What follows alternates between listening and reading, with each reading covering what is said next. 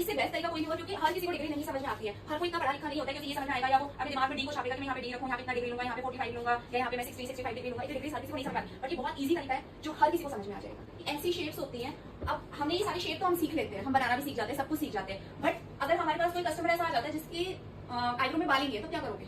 तो उसकी जो भी शेप होगी, जितने भी उसके बाल होंगे, उनके अकॉर्डिंग ही हम सोचते हैं कि हम क्या शेप दे सकते हैं। बट अगर कस्टमर हमारे पास आता है कि हमें स्पेशली हमें तो आर्क ही चाहिए, हमें राउंड ही चाहिए, तो वो पॉसिबल नहीं हो सकता, क्योंकि सबकी आईब्रोज बनी हुई होती है। हाँ, इन सबको सीखने के बाद जो एक चीज होती है वो ये होती है, अब मान लो ये हमारी आईज और ये हमारी आईब्रो है, तो यहाँ पे हमारा मेन पॉइंट क्या होता है? हमारा मेन पॉइंट होता है इस आईब्रो को हम, जो ये आईब्रो है, इसको हम शेप कैसे दें।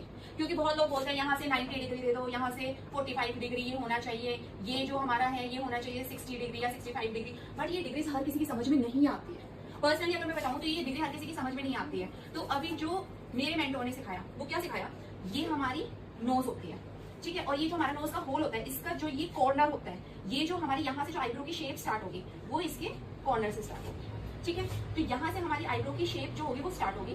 प्लस हमें कस्टमर को बोलना है कि स्ट्रेट देखो आप, जब वो सामने देखेगा और जो ये आई बोल होगा, ये जो आई बोल का जो ये कॉर्नर होगा, इस कॉर्नर से क्या होगा, हमारी आर्च निकलेगी, ठीक है। ये जो हमें आर्च जो देनी होती है नीचे से भी और ऊपर से भी, तो जो हमें ये देनी होती है ये हमारी यहाँ से आएगी, कि प्रॉपर हमारा ये रहेगा, ठीक है। और ये जो हमारा जीरो लेवल होता है, ये जीरो लेवल पे ही हमें ट्राई करना है कि हम यहीं पे इसकी एंडिंग भी करें, ठीक है। यहाँ से आईब्रो स्टार्ट हो गया, हमारी यहाँ पे एंडिंग हो, तो हमें ये समझ में आ गया हमारी स्टार्टिंग पॉइंट। जो तुम्हें इधर आना, तो अब ये मान लो ये हमारा होल है, तो ये हमारा जो है ये हमारा स्टार्टिंग पॉइंट होगा, ठीक है। आप सामने देखो, सामने देखो, ठीक है। ये जो हमारा आई होल है, इसका जो हमारा ये कॉर्नर है, ये हमारा आर्च होगा, और हमारा जीरो लेवल पे हमारा यहाँ पे ये एंडिंग खत्म होगा।